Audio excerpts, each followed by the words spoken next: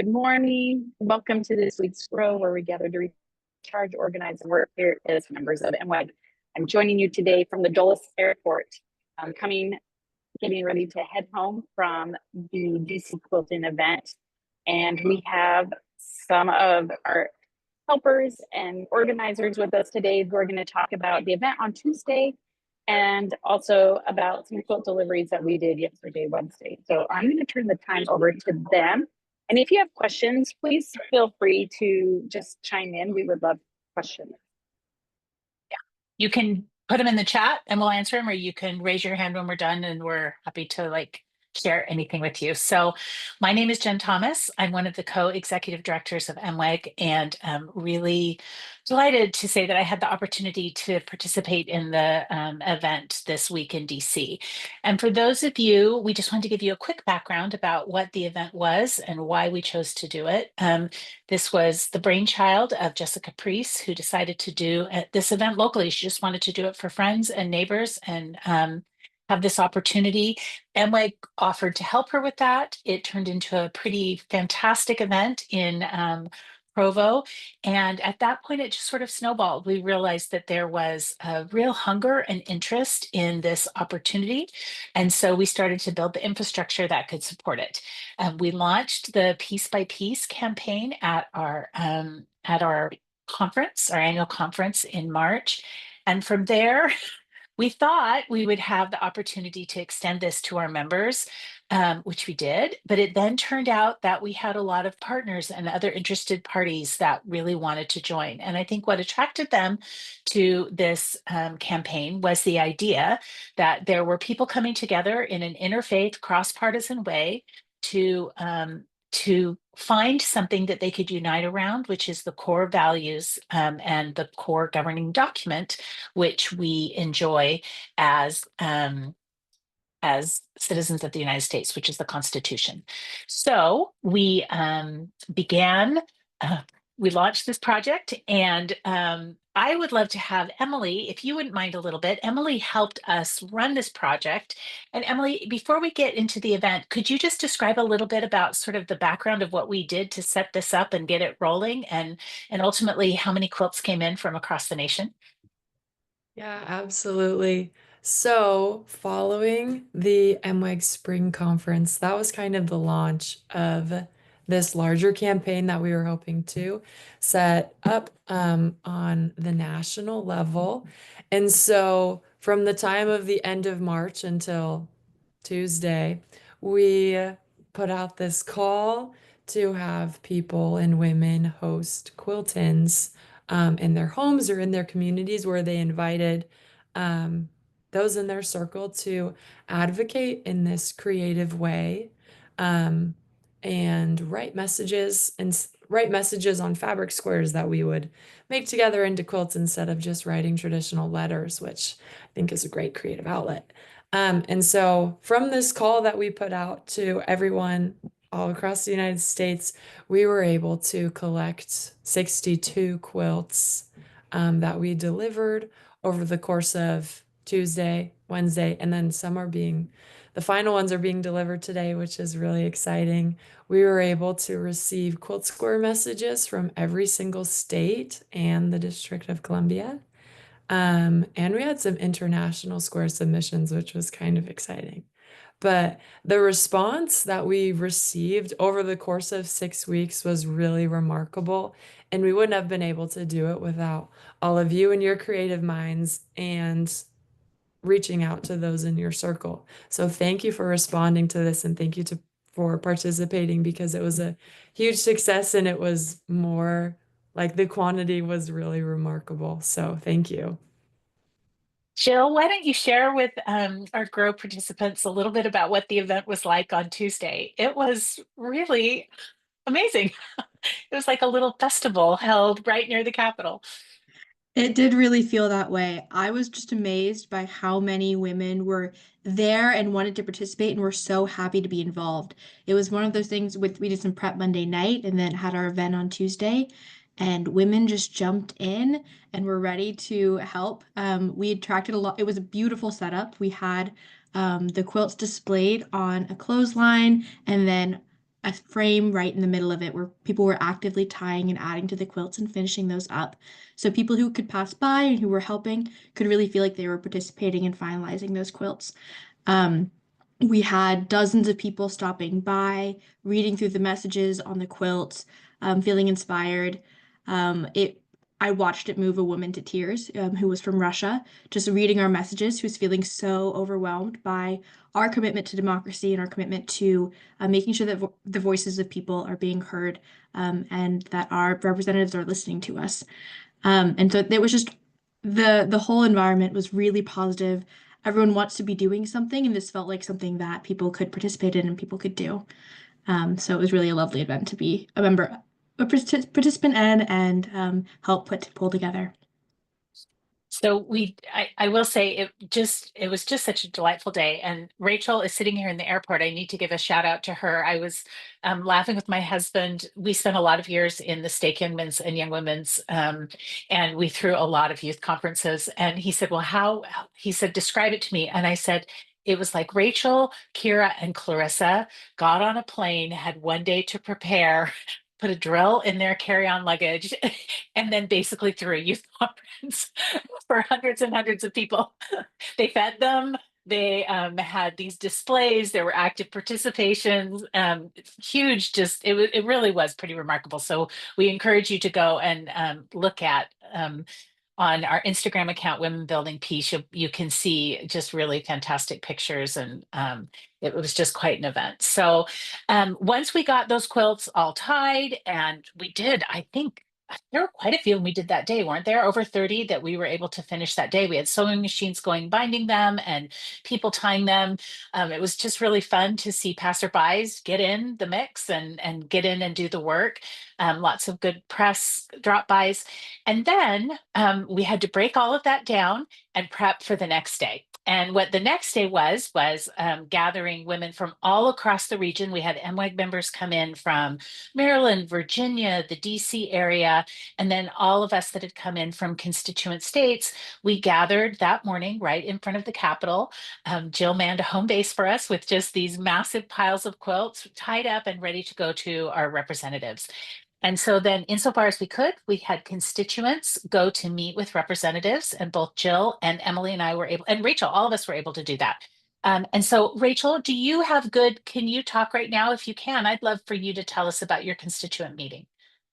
Yeah, so we delivered two quilts. One was to a Tucson area representative, Juan Cismani, and the other was to a Scottsdale, North Phoenix representative, David Schweikert. When we walked in, we didn't have appointments, but we did go in, and Representative Schweikert was there. He was just chatting with some people, and we talked with the staffer. And I'm going to say we lingered for a long time, hoping we could get his attention and give it to him personally, but we did hand it off to the staffer. But he very much saw us, and I know he heard us say, "Hi, we're here from Arizona, and we're here to deliver this quilt. And these are messages from women in your district and in Maricopa County who want you to read these messages." And when we went to Representative Ciscomani's office, he wasn't available. We didn't see him. I know he was actually getting ready to go to the Public Land Caucus. So shout out to him for that. So we did hand that off to the staffer and took a picture. But as we were leaving Ciscomani's office, my representative is Andy Biggs, and I was with Annie Lewis, who is also in his district. So we just popped into his office just to see, like, is he there? Can we say hello? He is a member of the church, so we kind of felt like we had this connection. I have sent him several letters, so but he was there, and Annie had some personal connections with him, so we were able to use that kind of as just a nice leeway into our discussion. Just if they were here, hello, we are from your district, and we're here, and we just want to introduce ourselves. So although we didn't have a quote for him, it was lovely, and he was pleasant. And I just reminded him that I would continue to send letters to him, so to keep his eye out. So it was a really good thing for him to know that we are paying attention. So I have spent a lot of time, not a lot of time, but more time than I would like, visiting representatives at various points on Capitol Hill. And I will say that the energy in DC right now is quite extraordinary. I have never had to stand in such long lines waiting outside of House. The office buildings for representatives and Senate members, long lines to get through security, lots and lots of people in the halls, people gathering. You could tell they were from different groups coming to try to reach out to their representatives. And everywhere we went, we got a lot of attention because we were walking through the halls of Congress carrying big armfuls of quilts. And at least when I was doing my delivering, we had several people stop and ask us questions, ask what we were doing. And it was a really great opportunity to share. We got a lot of positive responses from that. Jill, do you want to share what it was like visiting your member of Congress? So I was holding down the fort on Wednesday, but on Tuesday we had a few constituents who had flown in and weren't able to be there for Wednesday delivery, and I was tapped to go with them, and helping them deliver their quilts. And it was really wonderful. With North Carolina, we had a meeting with one of the staffers that was set up, and she was so excited about our quilts. She was a quilter herself. Her mother was a quilter, and having that connection, interested. She was really engaged with the idea and interested in seeing what we had done in our messaging with that. And then when I went with another constituent, we did not have meetings for our Nevada senators, but they were so excited and interested to see what we had actually been doing. And both had tapped their deputy chief of staff to come and speak with us and hear what we were all about and what was going on with our campaign. And because it was on Tuesday, we were able to say, this event is still happening. Like, if you have a chance, come down, come see what we're doing. You'll like check us out, see what's happening, see all of these voices that are being heard. Emily, I know you got to do a constituent visitor too, because I got to go with you because we're both from the Yeah. same state. So why don't you tell us about them? Yeah, so Jen and I, we delivered three different Massachusetts quilts. The first one that we did was to Senator Warren, and we met with one of the staffers in her office. And something that I was feeling impressed by with this delivery was just, I felt like they were receiving it and they were just very impressed that we cared so much to put so much heart and soul into creating this like beautiful masterpiece of messages of things that we really cared about. And I know I didn't go to all of the quilt deliveries, but that was the theme that I was picking up from people sharing their experiences from offices that they went to, is that the staffers that we either had meetings with or even just dropped quilts off at, even if it was just for a minute or two, they were really impressed that we pulled this off and that we were able to advocate in this way and that we cared about what our legislators are doing during this time.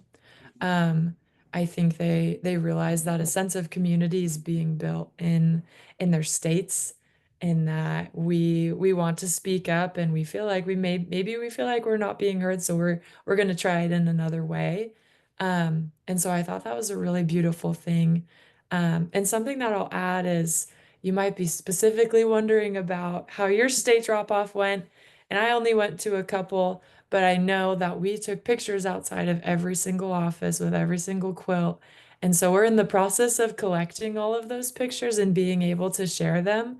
So if none of us went to your office, I know people who did, and we're getting those pictures so that we can share them with you so that you can see that your quilt made it into the hands of the people you intended them to go to. So before we kind of close this out, I do want to share a couple of things that I have learned over my time working here at MWIG. And that is that often when we set out to do something, it's usually with a very clear intent in mind. We try not to be scattershot. We try to we're using your time, your effort, your resources, and we try to make sure that everything we set out to do as an organization uses all of those things really well to achieve an objective. But every single time along the way, when we have felt sort of pushed and inspired to move in a direction, there have always been extraordinary unintended consequences, things that have come out of that event that we did not see coming, or that initiative or this collaboration, whatever it is. There have always been these really extraordinary exponential kind of growths that have happened. And I wanted to share with you as we close out this meeting just a few of the things that, and Emily and Jill, if there's anything else on that theme that you want to add, just please raise your hand too, and we'll get it in there. But I just wanted to share a couple of things that I have seen come out of this event that were unintended, because we managed to do, I think, the things we intended to do, which was that we have been able to get this idea in front of our legislators, but I think there's more than that. So the first thing I wanted to share is that we have found some really remarkable and unlikely partners.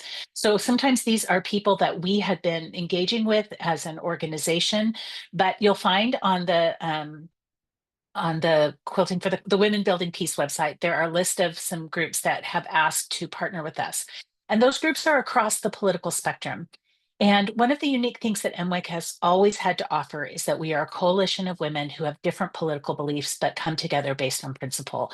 And we see this sort of in a really positive way infecting the people that we work with, that they see, okay, well, if MWEG can do this thing, then with MWEG's help, we can also maybe come together across the political spectrum and act based on principle. So the first thing is we have some really lovely partners that want to continue this work, and maybe they'll do it, we'll do it. We're just not really sure, but people who want to continue to work with us and work with each other because of this campaign.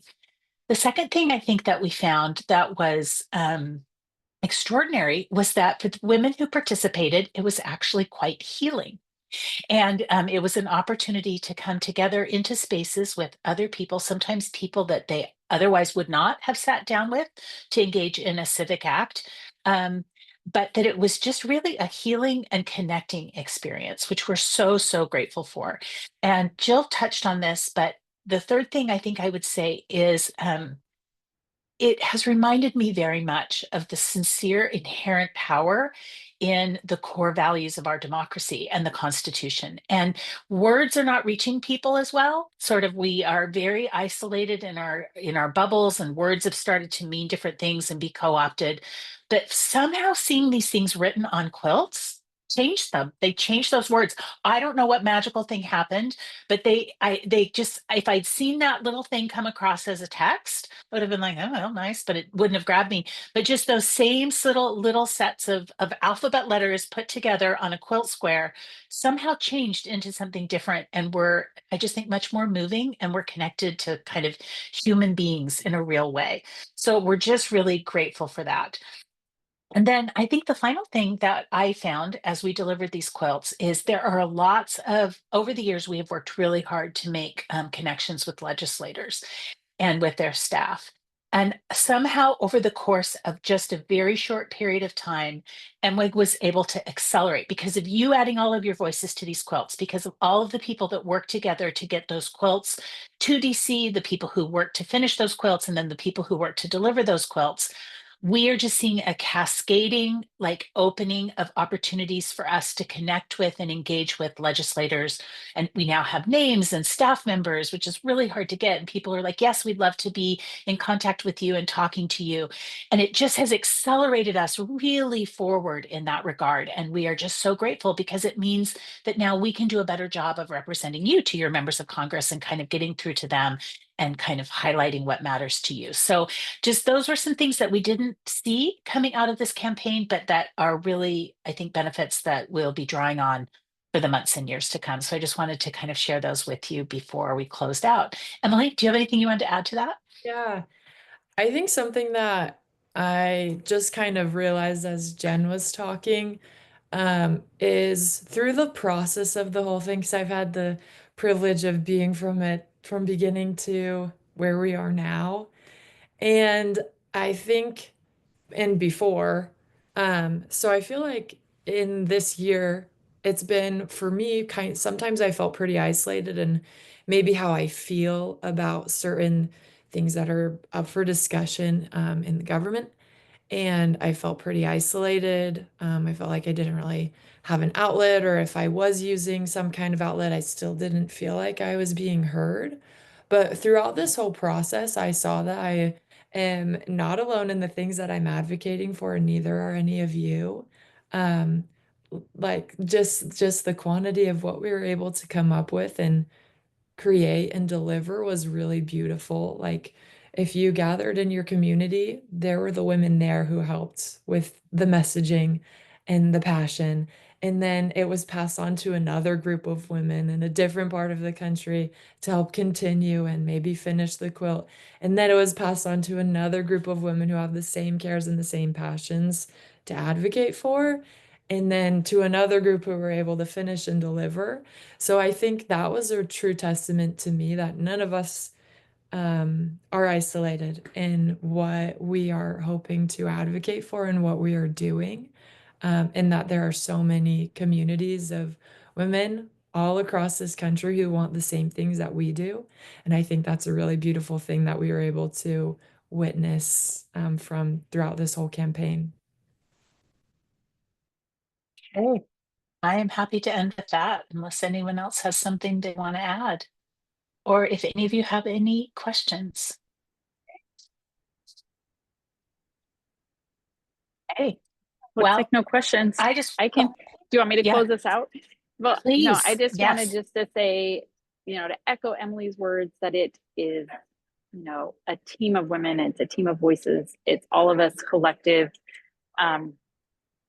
that make this so powerful and make it so meaningful. And also that's going to affect the change. So we're so grateful for a successful event. And again, it took an army of people to pull it off, and we couldn't have done it without the quilts and without your messages and your voices. So thank you to all of you who sent in quilts and messages and support and all of that. And yes, we will be sending pictures. We have a lot of pictures to sort through, and we just want to make sure that it captures the feeling of everything that happened that day. So keep an eye out for those. And then, you can keep checking the Women Building Peace website if you want to still collectively join with women in your community and still make a quilt to send it. We could help you figure out how to get that to that representative. So yeah, just keep an eye out for more information going forward. But until then, we will see you guys on the Grow next week. See ya. Thanks for joining us.